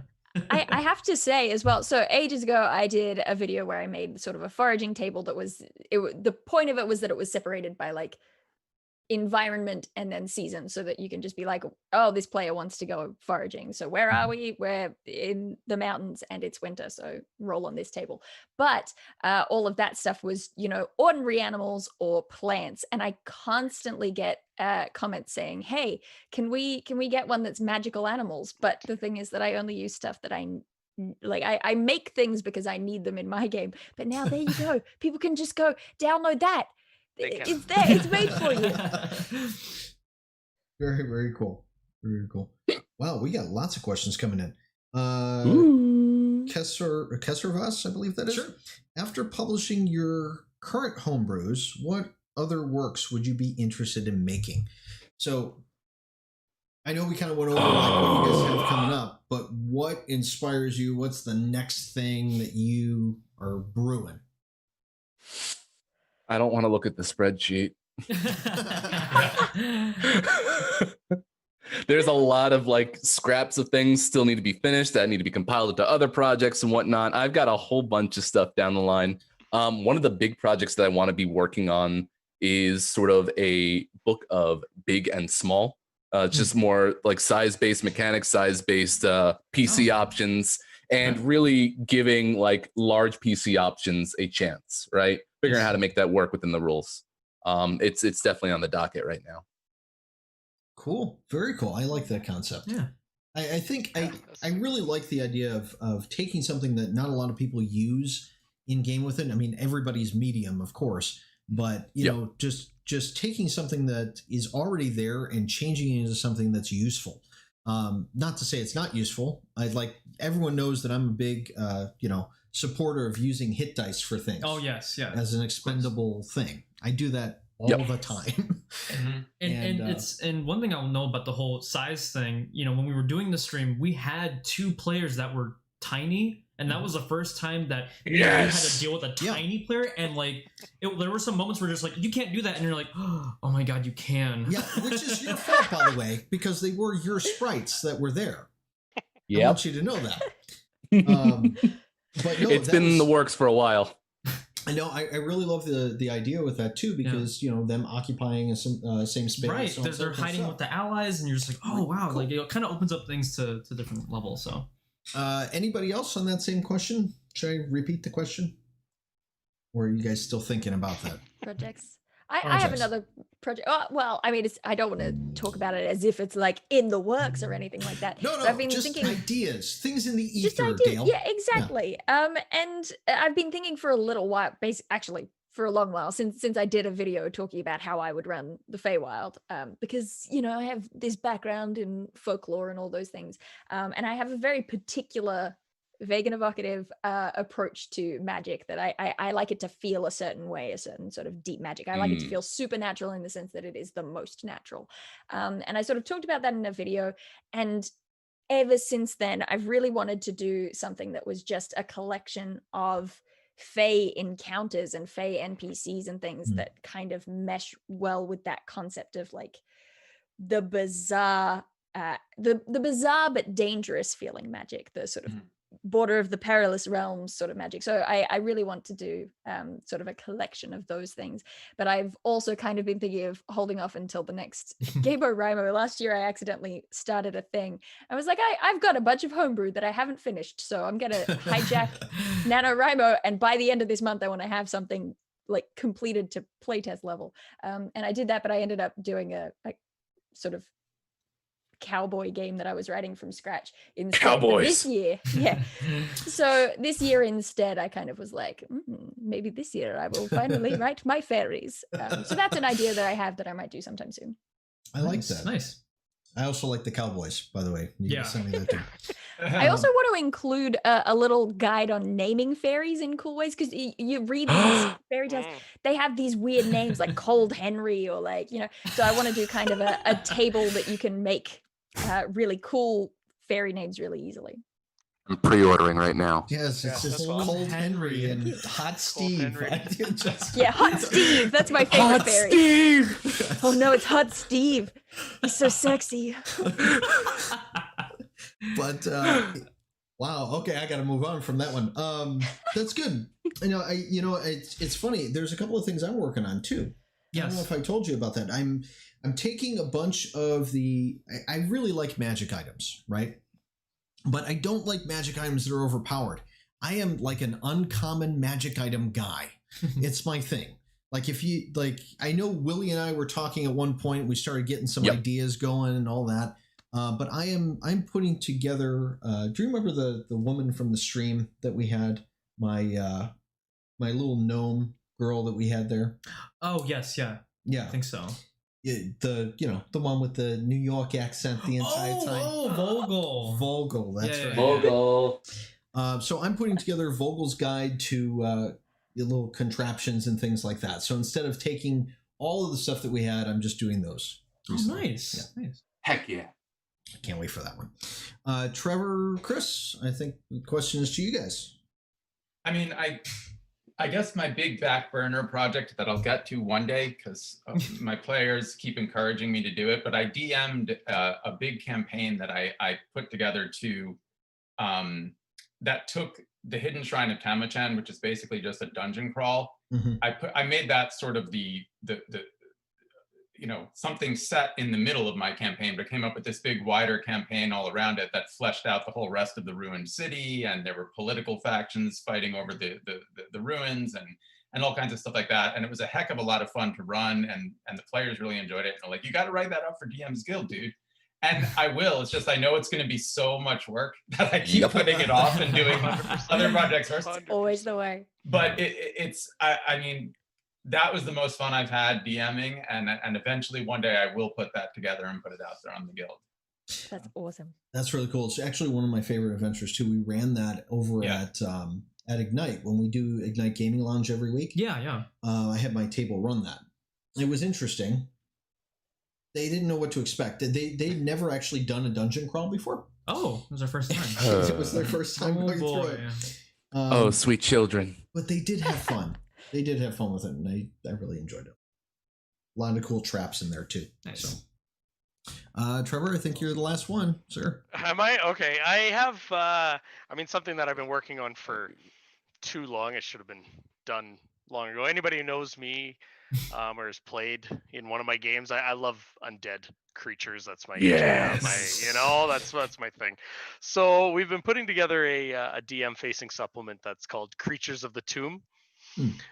And it is Creatures of the Tomb, and it will it's gonna have tons of stat blocks, tons of art and everything, like 300 different creatures. It's all for 5e, and it should have been done forever ago, and it just keeps going on. So I'm hoping October of this year. I'll say it right now, so maybe we can commit. Give get it yourself done. a deadline. It's in stone. We're gonna hold it to so you that's right. So that's what we want to release. It should be coming up, hopefully. Wonderful. It's really cool. Can't wait to see that one. Last question, I think, because I think that's all we have time for is one last question and one giveaway, right? It's a good question. And this is a speed round question here. Uh-oh. Which creature would you delete from D&D? I need my monster manual. Yeah. Hold on a second. That's a speed round. I don't if know. there's one, I'm sure it comes to mind, right? Well, it's like something that will hit you right away. Yeah. I have the monster manual. You want that? You want Xanathar's too? I don't know. No, nothing from Xanathar's goes. Xanathar's is off the table. One of my favorite. You know what's crazy? books. Monster manual's not up here. Of course it's not. Oh, now we have to think. Okay. Mine was way closer than I thought it was. Okay. Let's think here. Something that people are voting. Got Dragon, Taras. Oh God, I would never delete those. No, you can't delete dragons in the name. Yeah. It'd just be dungeons. Dungeons. It's just dungeons. 5e dungeons. That's fine. Dungeons ampersand. Yeah. Oh God, this is a tough question. Oh, you know what's this is Wait a okay. minute. This is No, such a it's not. petty answer. It's an easy question for me. You're gonna say halflings, aren't you? I am gonna say halflings. I am gonna say halflings, and I think somebody was goading me into saying halflings. I think someone did it here in the chat. So It was absolutely a trap question. I do not like halflings. Here's why. The luck trait, I'm not really crazy about having luck. They're also very short. They smell like cabbage, and they're always eating things. That's my reasoning behind it. Hate me if you don't like it, but that's what it is. Actually, any other creatures I would not delete. I know, yeah. I can't say that I would take any of them out. I mean, maybe there are a couple creatures that might do similar things to other ones, but other than that, I don't think there's one that I would necessarily remove from the game. And I think you do need that variety to to have these creatures do different things. And I'm even thinking about all the adventures that we've had at Adventures League and all that, and there isn't an enemy that I've not liked. So really, yeah, not a single one. No, have you ever had me put assassins up against you? Because that's always fun. But I wouldn't take those out because those things are great. I mean, I don't know. There's only so many goblins and things you can fight. Is assassin a creature, or is it just an occupation? That's a good point. Do they consider themselves monsters? Yeah, I don't know. No. I mean, when they lie awake at night, just thinking about what they've done and all the blood on their hands. If someone said Modrons, that hurts your heart, I'm sure. Oh, I like Modrons. Rude. I like Modrons. I'm working on a player race for them. For me, it might be the only one I can think of is maybe Gorgons, because for me that's such a touchy thing of confusion, because in the monster manual, that's the first time I've ever opened a thing and gone, oh, a Gorgon, and it's a metal bull that robot bull. Yeah. What is happening here? My Greek mythology background could not abide it, so I would scrap that just for my own sake, so that I don't get confused and accidentally call something. Or at least rename it. Yeah, exactly. I mean, especially now that we've got Theros out there, and within that setting, Medusas are called Gorgons. Right. Classical Greek basis. So now it's just but not the bull, though. No. I mean, we can still have a metal bull there somewhere. Yeah, of course. Yeah. Called something else. Call it a robo-bull. Robo-bull. Okay, for everybody else, that's #RoboBull. Make this a thing. You heard it here first. That's right. Oh, okay. They've got a new spelling for it. It's Robull. ROBULL. It's the Robull. All right. The Robull. All right, so last, I don't know who else has an answer yet. I'm losing track. I've got one. Oh, Here we go. Okay. Any beasts that are given the modifier giant but are actually only medium sized. Oh, I am so upset over that. I mean, at least with the huge giant crab, it says huge in it. Its size is huge. But then you look at the giant crab and it's medium, and you're just completely confused at that point. What am I actually dealing with here on the battlefield? How big is it? So one of my favorite things about Greek mythology, there's this little moment during the labors of Heracles. This is such a diversion. I apologize. But during the labors of Heracles, while he's fighting the Lernaean Hydra, I believe, there's a little thing that says that a giant crab came up into the fray and tried to kill him as well, but he crushed it under his heel and it became the constellation Cancer. But my favorite thing is you look at art of this scene. So you're told it's a giant crab and you're picturing this massive thing. You look at the art and it's just pretty big for a crab. It's just like yay big. Yeah. It's just a crab. Yeah, see, Abnormally sized crab approaches. It's like being in Skyrim and a mud crab comes up while you're fighting. The other crabs? Right, yeah. A little bigger. But yeah, no, I agree with you there on that. I think, unusually sized crab, crabs of unusual size, that kind of thing. That would work. That would be a perfect name. Right, exactly. Yeah, we've got suggestions in there. Rodents of unusual size. Yeah, no, I know, but we're also seeing things like I'm a medium eagle. That's makes sense. Yeah. Medium ant, run away. All right. I mean, that just says we need better descriptors. Right. Yeah. Yeah. Pretty much. So, I don't know. It's tough. I just flipped through the monster manual real quick here. There's nothing in there that I would take out necessarily. I think anything that I personally wouldn't use in one of my campaigns, just reading about how it is gives me inspiration to kind of change it how I would like. So I would have a hard time dropping something. I can't think of anything in there that, I mean, like I read the lore on hags and stuff, and I would probably change that to be a little more, I don't know, a little more flavorful in some things. I've also had some bad encounters. We're working through other people's campaigns. I'm a player and it's a hag and it's this reoccurring villain. It's like I hate that more than anything. So that might be my answer.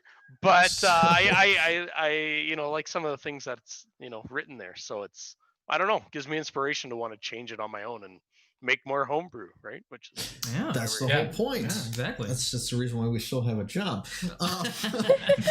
But so I like that too. I mean, hags. So in your book, hags overplayed, you think?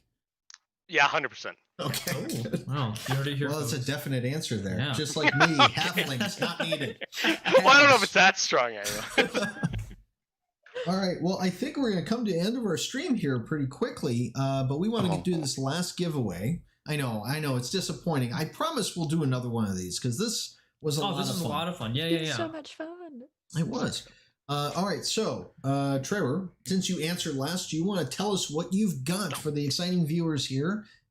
Oh, absolutely. So we're going to be giving away a bundle of all the Adaptable NPCs products. Yeah. So that is, I think last count, it's over 250 NPCs, humanoid type creatures that you can drop into your campaigns, like a full stat block. So everybody has their own unique art and that kind of thing. And there's also 26 short adventures that go along with those that are built into the books that use those adaptable NPCs in there as well. So that is absolutely insane with that. Yeah, you'll never have an excuse to not have an NPC at this point. That's right. You need your players pull someone into combat that they shouldn't have. There will be a stat block. Yeah, no excuse. It's crazy. I actually had to unhide some of the comments because people are so shocked and they're using some pretty aggressive words here. I'm gonna once more go to Mr. Zolman in the in my ear here. Mr. Zolman, are you there? Yes, I am. Oh, good. Don't sound so tired there, Ron. We're in the home stretch here. We promise we're almost done. I've been enjoying this quite a bit. Thank you. Yeah, we need one more person to win the Adaptable NPCs package. I won't do the same thing I did to Chris and call it the Chris Cevasco package. Didn't know it was that kind of stream. The Adaptable NPCs package here. Who do we have that's going to win that? It looks like I'm going to spin the wheel here. It looks like our next winner is Bear Wonder. Bear Wonder. Bear Wonder? Is that the creature Bear or like the Wonder. Is Bear Wonder there? Oh, like the creature. Okay, all right. Oh, good. there we go. There's Brett and Brett. Hey. So, yes. Brett. Obviously, I know what that means, so we can. Yeah, no, we're just It'll gonna. always be a thing now. Anybody who has won something through us tonight, please stick around for a little bit. We will message you guys right after the stream, and we will get you those packages and things like that. If we don't reach you, or if you've already left the stream, because I understand dealing with me for 2 hours is a bit of a chore. And Sean could attest to that. I'm sure. No, you're lovely. Oh, that warms me. Thank you. We will Warms you like reach hot out We're to you. still on camera, so That's right. So, I can be embarrassed on camera. That's totally fine. But if you have left already, we will definitely get back to you. You can watch that on the stream. Yeah, all that exactly. kind of stuff.